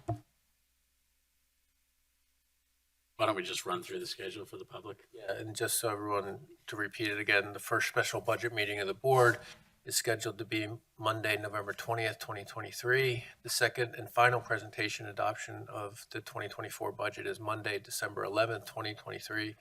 As Commissioner Holmes pointed out last week, that first meeting, the November 20th meeting, is a standalone meeting where Mr. Berman will make a presentation and the budget will be presented, and there'll be discussions about it. And then the second is part of a regular meeting on December 11th. The presentation of the budget to the members of this board will occur on or before October 31st, 2023. This is the schedule we've followed for a number of years. Thank you, Mr. McCluskey. Any other questions or comments from any of my colleagues? Hearing none. Mr. Berman? Commissioner Gondek? Yes. Commissioner Forresty Grubb? Yes. Commissioner McCluskey? Yes. Commissioner Quinn? Yes. Commissioner Hart? Yes. Commissioner Wexler? Yes. Commissioner Trombetta? Yes. Commissioner Holmes? Yes. Next item on the agenda, Parks and Recreation, Brookline Park Master Plan. Mr. President, motion to adopt the Brookline Park Master Plan as a guide for future development and renovation of the Brookline Park. Second. We have a motion and a second. Any questions or comments from my colleagues? Just that, Brookline, for those of us who were on the board when we had to take down the Brookline School, the spot holds a special place in the neighborhood. The school was really the neighborhoods of Penfield and Brookline grew up around that school.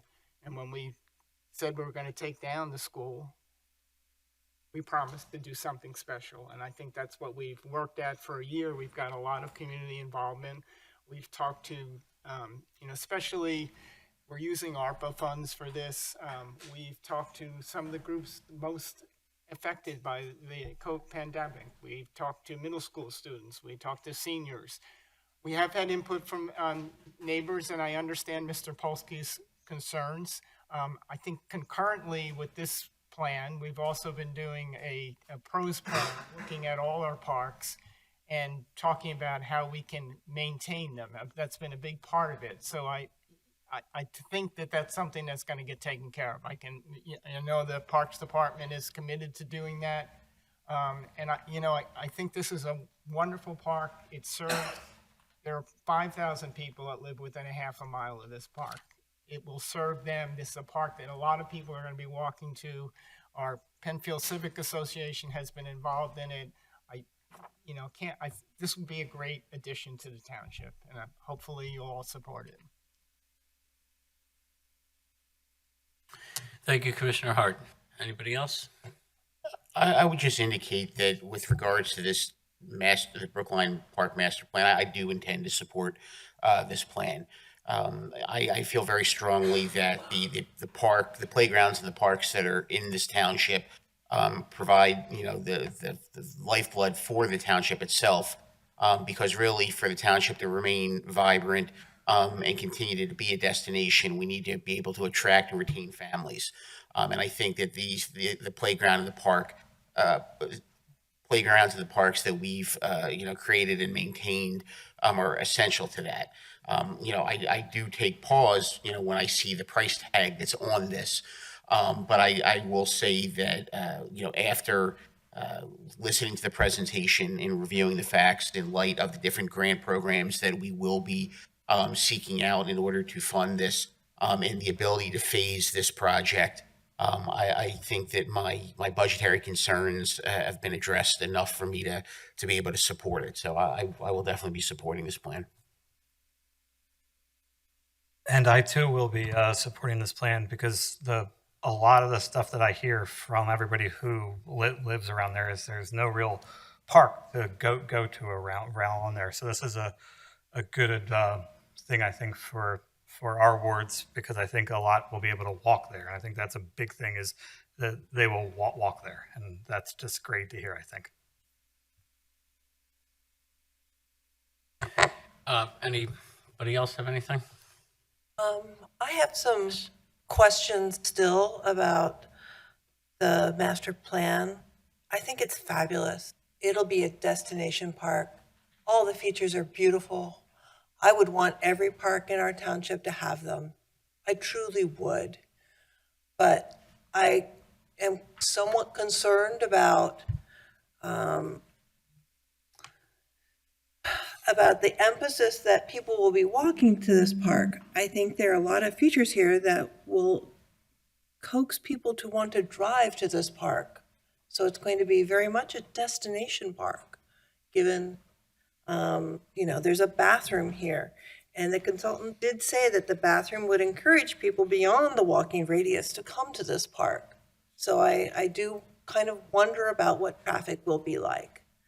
I'm also very concerned about how quickly and whether we will be able to get PennDOT's cooperation to get the crosswalks that are desperately needed to cross Arlington Road safely. Arlington Road is fast, and I'm so glad that you all did a traffic study in cooperation with PennDOT, but we would need their approval to put in these crosswalks. And so I'm kind of concerned about that aspect. Another thing that I'm concerned about is I didn't appreciate until the builder was, the consultant was talking that in a lot of ways, we wouldn't be able to do any major improvements on the land until we had applied for and received all the other grants. And maybe I misunderstood that, but it just felt like that would delay changing what has been for the neighbors, a chain link fence for the last year and a half. And so I kind of have questions about that as well in terms of the grant application timeline and construction timeline. So if anyone can elucidate any of those, I'd be grateful. Thank you, Commissioner Forste-Grupp. Any other questions or comments or responses? Yeah, this is a lot of money. What I'd like to see along that lines is we talk about walkability. It's a very walkable neighborhood, the Brookline. I have a daughter that lives in that neighborhood, so she's got a good commissioner who sits next to me. But we don't have walkability at a lot of our parks. Westgate's a good example where we have walkability. Hilltop Park, horrible. You can't walk on Steel Road. There's no sidewalk. You can't cross over there. There's no crosswalks at most of those places. So you've got a lot of areas and other parks throughout the township where we don't take into account the walkability. We've got to look at that as a systematic approach to all our parks. So what I'd like to do is, this could be a model for the other parks to get the walkability up. They should be the advocates to get the sidewalks and the crosswalks and all those things. We talked about the flashing lights for crosswalks. It's very important where our kids go and our schools. It's also an important thing in other parts of the county. Those crosswalks are there for school crossings, and they make a huge difference in safety. So, but walkability to our park system, our biggest and best, most expensive park, Freedom. You can't walk to the creek. You definitely have to drive. We have to look at the sidewalks along there and pathways to get through there.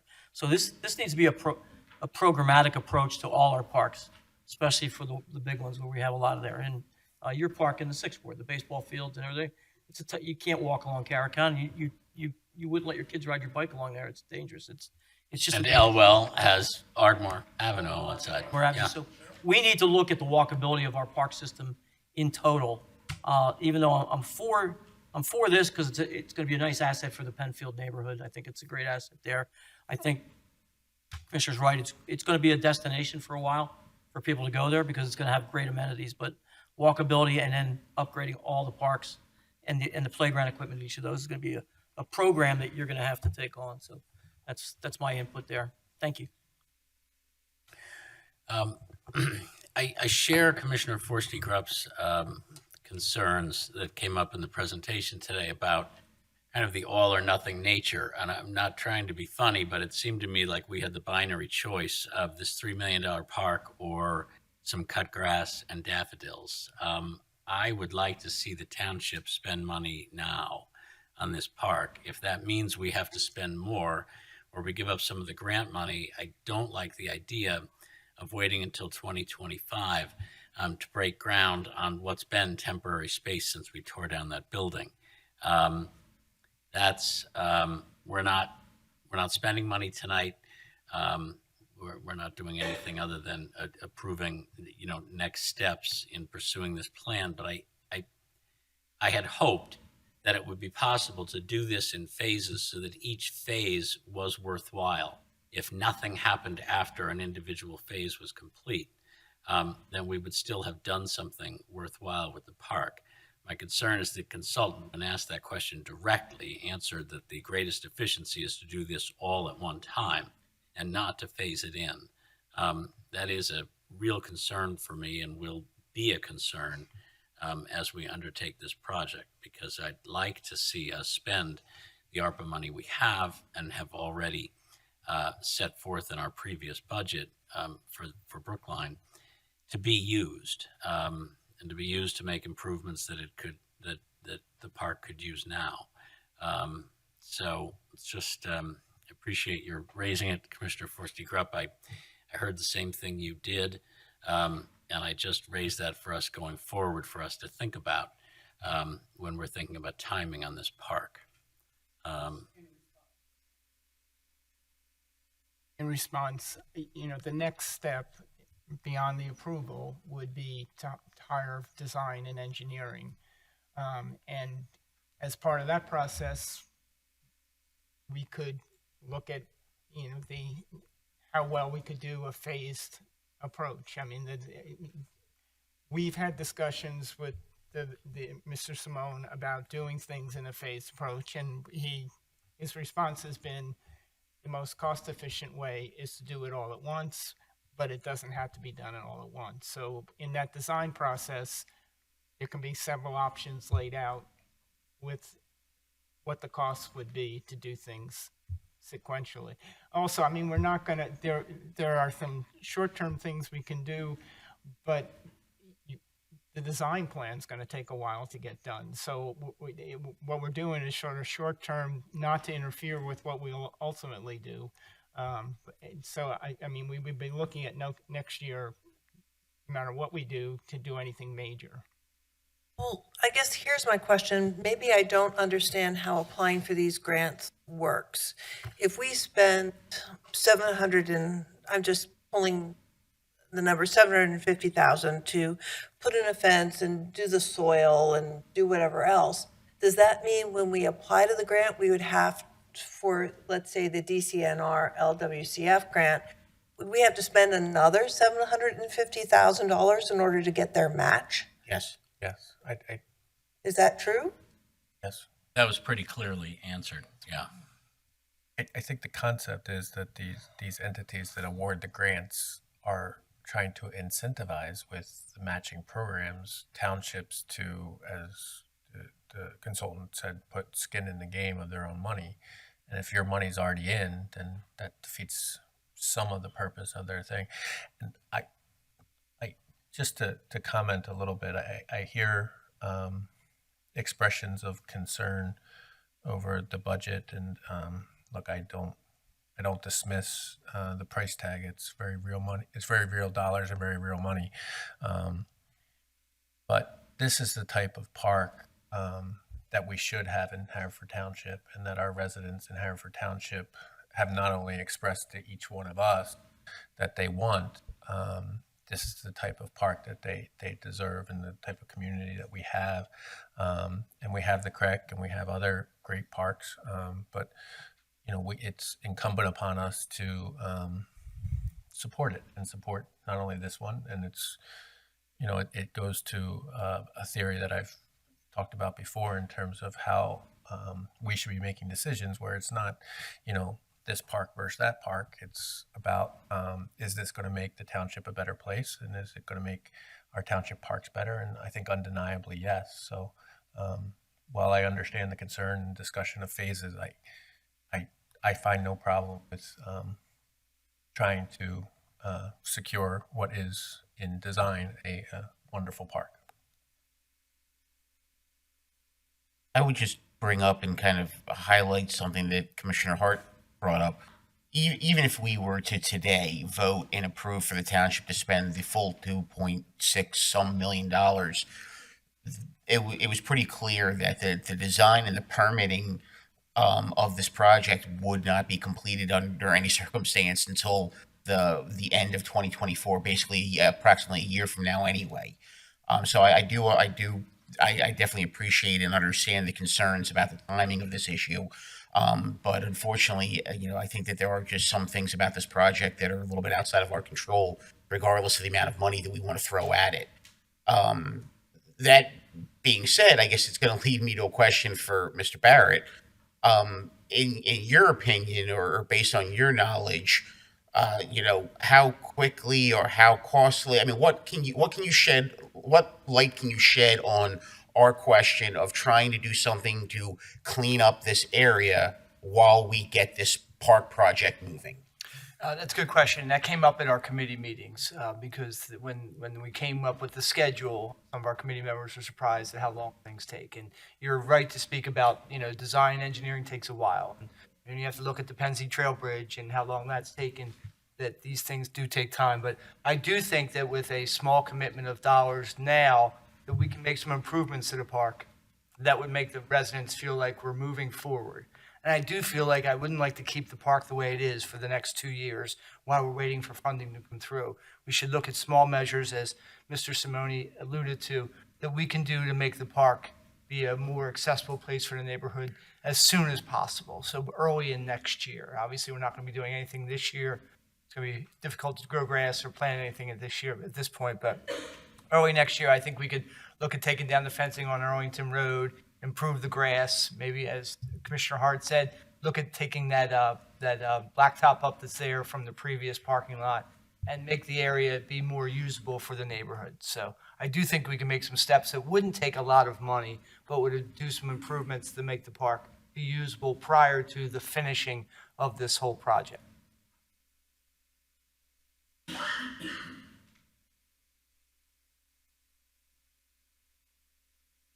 Any other questions or comments from my colleagues? Mr. Byrne, why don't you call the roll? Commissioner Gondik. Yes. Commissioner Forresty Grubb.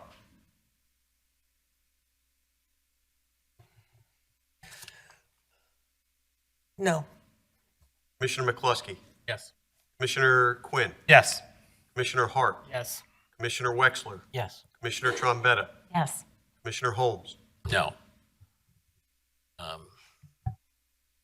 Motion passes. Next on our agenda, I do want to thank Mr. Simone and everybody on that group and everybody who participated, and Commissioner Hart, of course, for your dedication to this project. Obviously, it will be. We have adopted the master plan and look forward to successful effectuation. So thank you all. Next on our agenda, resolution number 2322. This is a preliminary final plan of subdivision on Lawson Avenue. Anybody? Motion to adopt resolution 2322-2023, approving the preliminary final plan of subdivision for Sleepy Valley Holdings LLC, 774 Lawson Avenue, Haverford Township, Delaware County, known as DC Folio number 2208-00649-00, has been submitted to subdivide a 15,228 square foot lot into two parcels, with lot 1 to contain 7,233 square feet and lot 2 to contain 7,995 square feet. An existing single-family home is to be demolished and 2 new single-family dwellings will be constructed with associated improvements. The existing lot contains 3 non-conforming parcels shown on the plan as parcels A, B, and C. The subject property is within R4 zoning district and is located in the 8th Ward. The aforesaid plans were prepared by Yoan Engineering LLC, Collegeville, PA 19426, dated December 20th, 2022. And last revised May 17, 2023. Subject to the following conditions: the applicant will comply with the items of the Township Engineer's Review Letter dated June 6, 2023, to the satisfaction of the Township. Prior to the recording, the by right subdivision plan dated December 20th, 2023, and last revised on May 17, 2023 as a final plan, the applicant shall pursue the variances needed to implement the alternative plan to retain the existing house on Lot 1 by applying to the Haverford Township Zoning Hearing Board.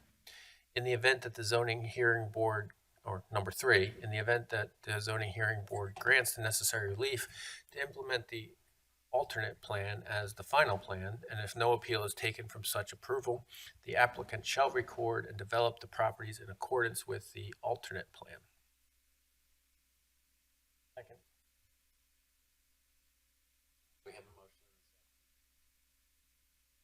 Sorry, we have a motion and a second. Any questions or comments on the preliminary final plan of subdivision on Lawson Avenue? Yes, Mr. President, the project is in my ward. It's actually in my neighborhood, and I will reluctantly support it.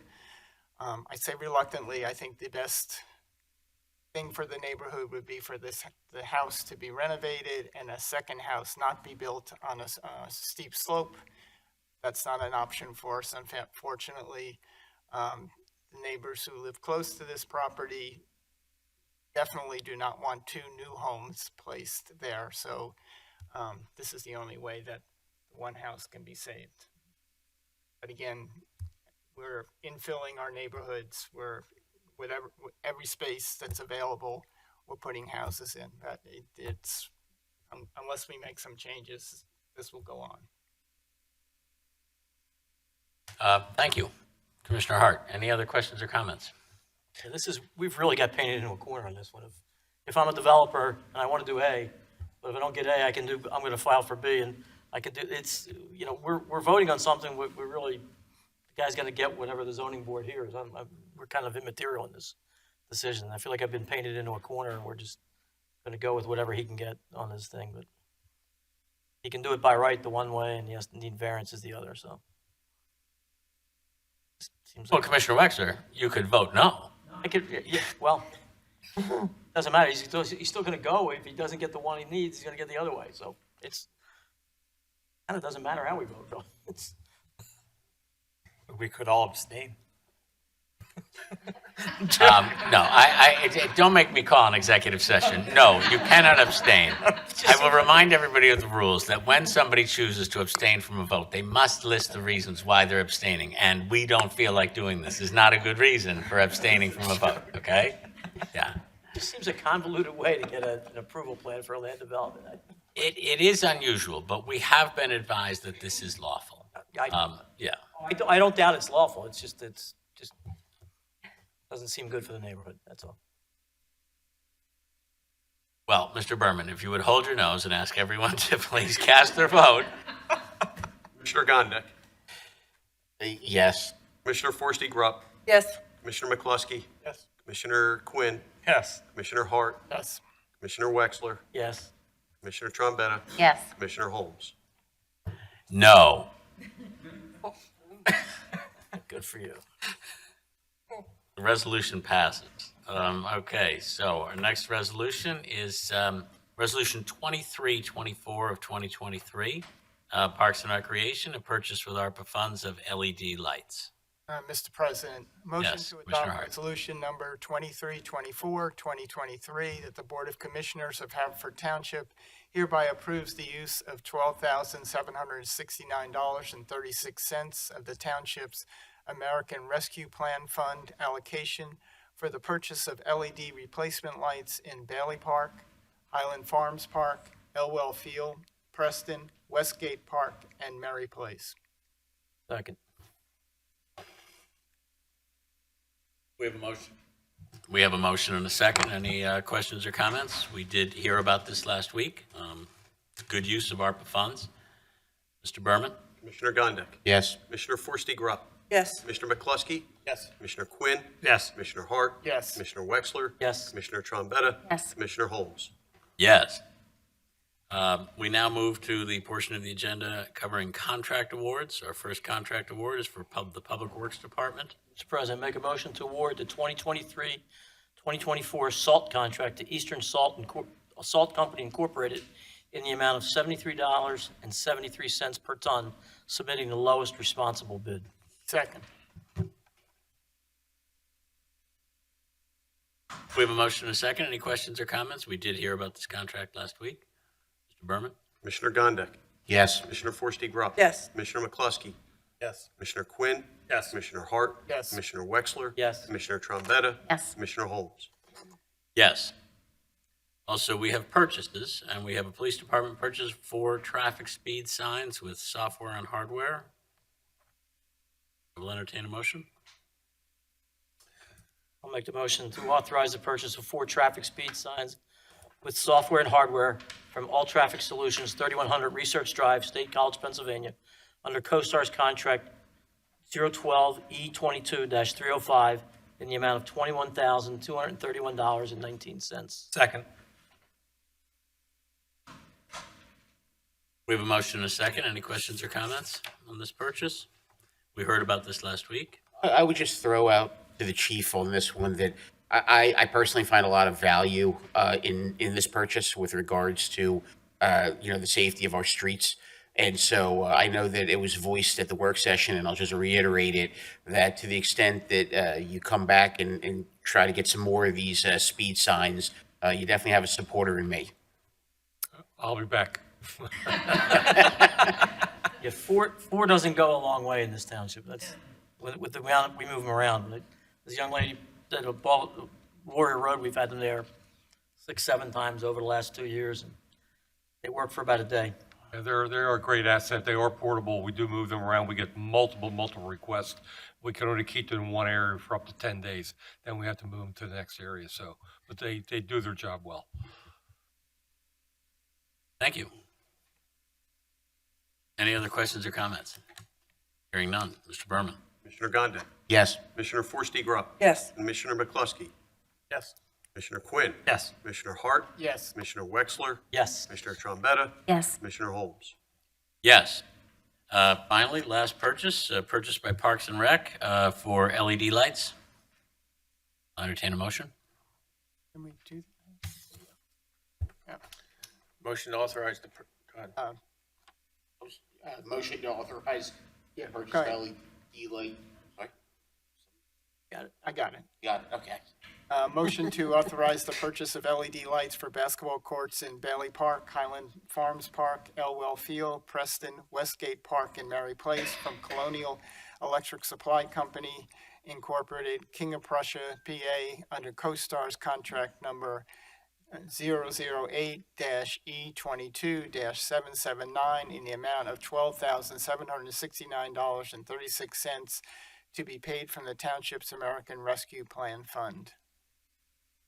Second. We have a motion and a second. This is something we heard about last week as well. Any questions or comments? Hearing none. Commissioner Gondik. Yes. Commissioner Forresty-Grubb. Yes. Commissioner McCluskey. Commissioner Quinn. Yes. Commissioner Hart. Yes. Commissioner Wexler. Yes. Commissioner Trombetta. Yes. Commissioner Holmes. Yes. The next item on our agenda, continuation of the Citizens Forum for non-agenda items. If there's anybody in the audience who would like to speak on anything that moves them, now is the time. Yes, Mr. Hall. Right? Good evening. My name is Todd Hall. I live on Country Club Lane in the 2nd Ward, and I'm here this evening to express my thanks and appreciation to the Board of Commissioners and the Parks and Recreation Department and Mr. Barrett for another year of Playground Camp. It is a very popular program in the township, as you all know, held multiple weeks at multiple parks. It is a great employment opportunity for the youth in our township and young adults in the area.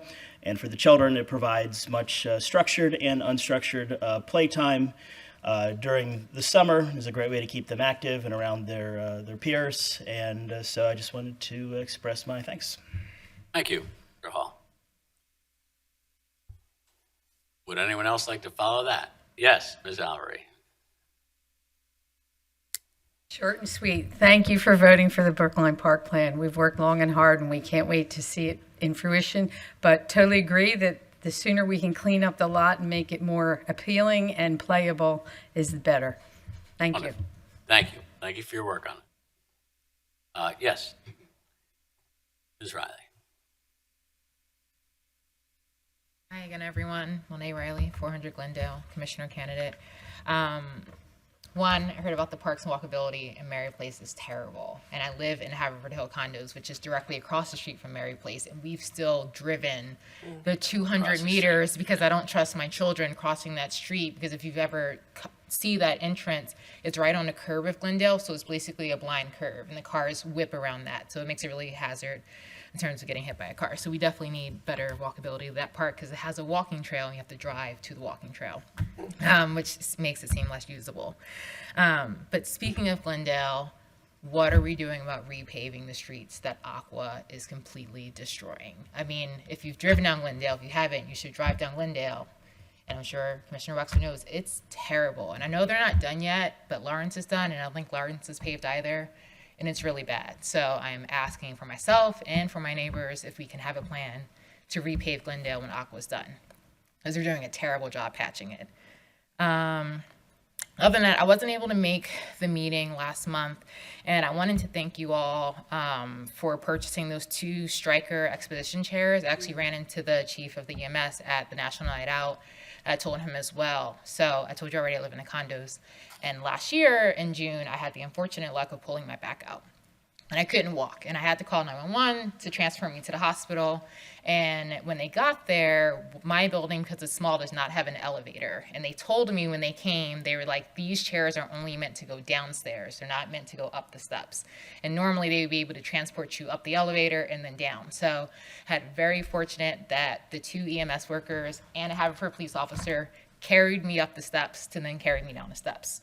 And because we have these chairs now that are motorized and will go up the steps, that won't happen in the future. And I know you have them for both rigs. So I just wanted to thank you all. I know it was a big purchase. I saw the purchase amount, but it is really helpful. And it would have been helpful last year. And hopefully it doesn't happen again. But I was very excited to see that those got purchased. So that's it. Thank you.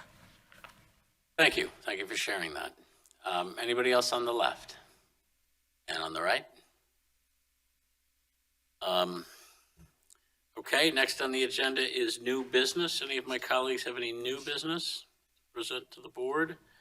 Next on the agenda is other business. I will start with Mr. Gondik. Thank you. Not a lot to discuss. Summer is winding down, so August is vacation month, so I hope everyone gets in their final summer hurrahs. I have to give a little bit of a self-serving shout out to my daughter. My oldest child is actually, we're leaving tomorrow, and I'm driving her to UNC Chapel Hill, where she'll be enrolling as a freshman there, my first in college, so it's been an interesting experience.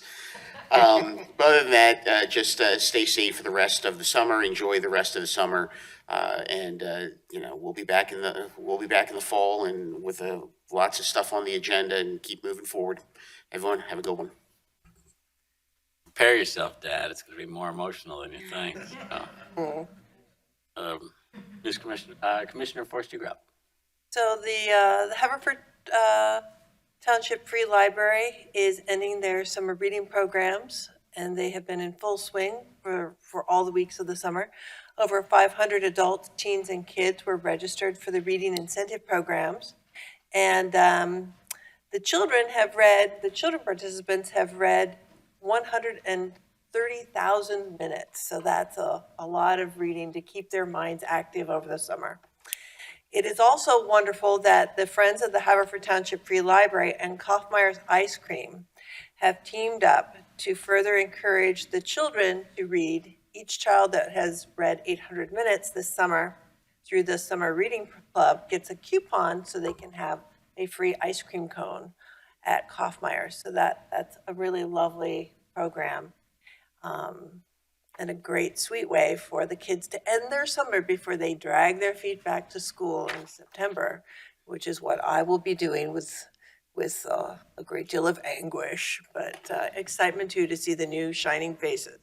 I hope everyone does, like Mr. Gondik says, have a great rest of the summer. Maybe we get Kaufmeyer's to give free ice cream to anybody who has to sit through one of our meetings for longer than 2 hours, because we're going to hit it in a minute, so.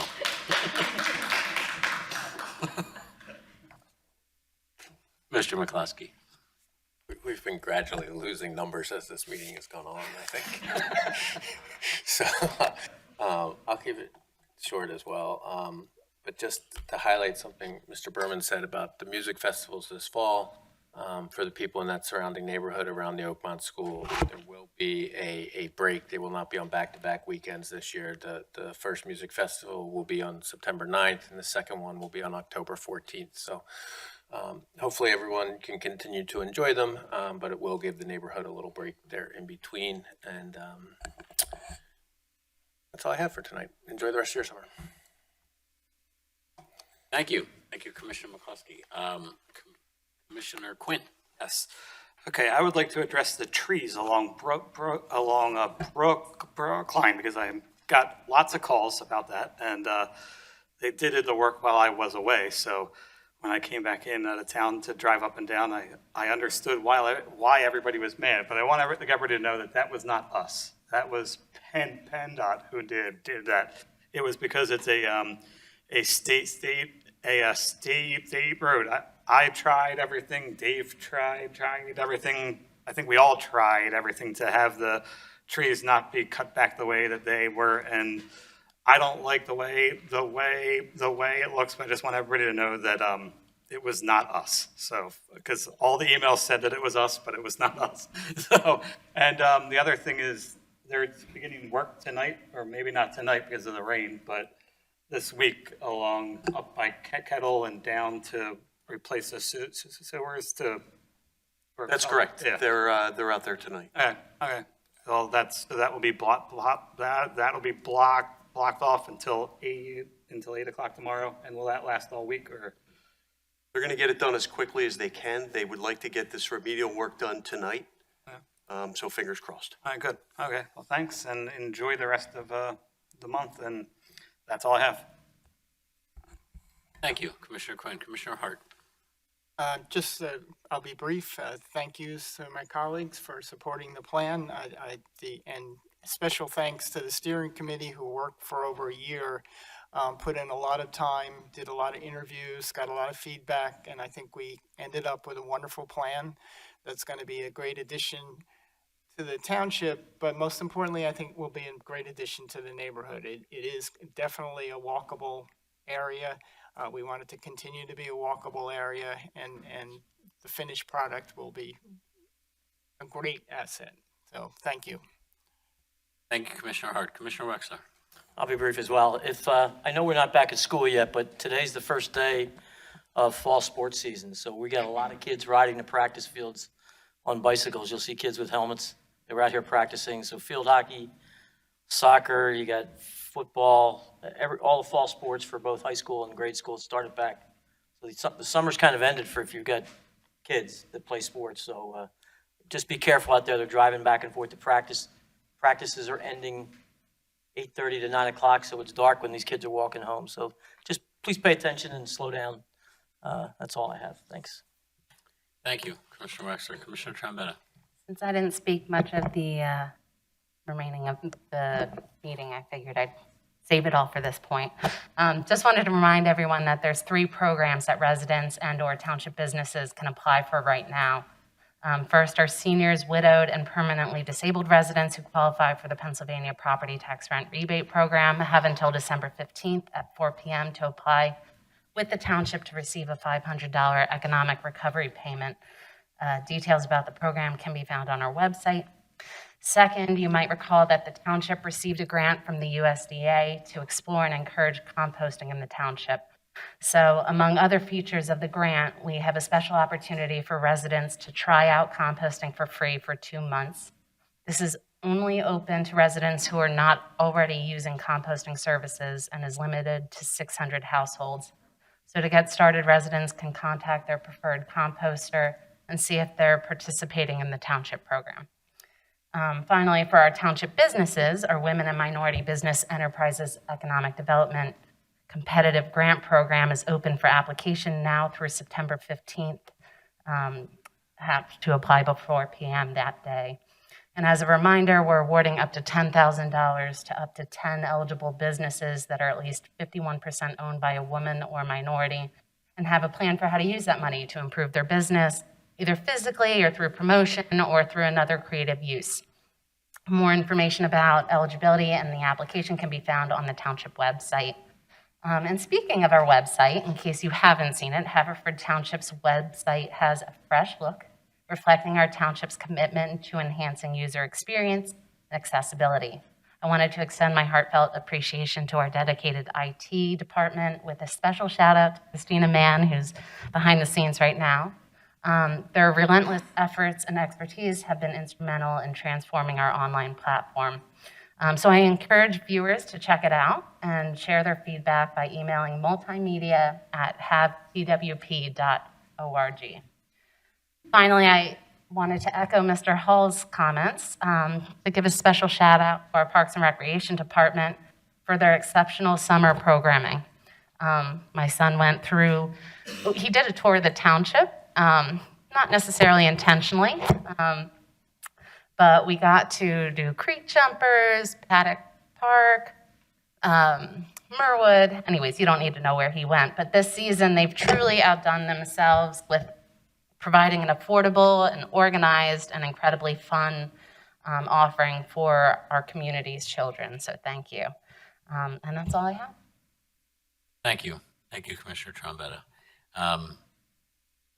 I just want to thank three groups of folks. First, everybody today who participated in the Citizens Forum, whether registered or just speaking today before or after our agenda.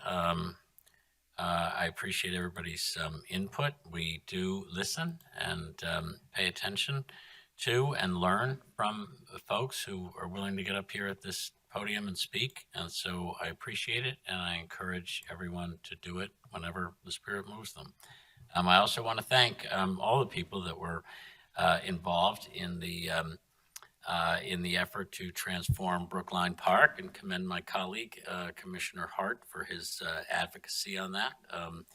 Does not matter what the votes are during it. The board has acted, and the board is 100% behind this plan, and which means the township is behind it, and it will be an excellent park. And I look forward to its ribbon cutting one day. And this wouldn't have happened without, again, the selfless work of so many citizens and so many public officials who got involved in it. So thank you all for that. Finally, just one little constituent I want to make a call out to, a la Commissioner Gondik. My youngest leaves next Monday for college. Since 2015, we've been sending somebody off to school, and now we're sending our youngest, and I'm just preparing myself for how emotional that's going to be next week when it happens. But in the meanwhile, Ryan, it's been a lot of fun having you at home, and I think the city of Chicago is going to enjoy you very much, so almost as much as your parents are going to miss you. That is all I have for today. Happy rest of summer for everybody. Be safe. Remember, school may start before we meet again. So pay attention, drive carefully, always stop at buses when their lights are on, and have a wonderful night. I will entertain a motion to adjourn. So moved. We are adjourned.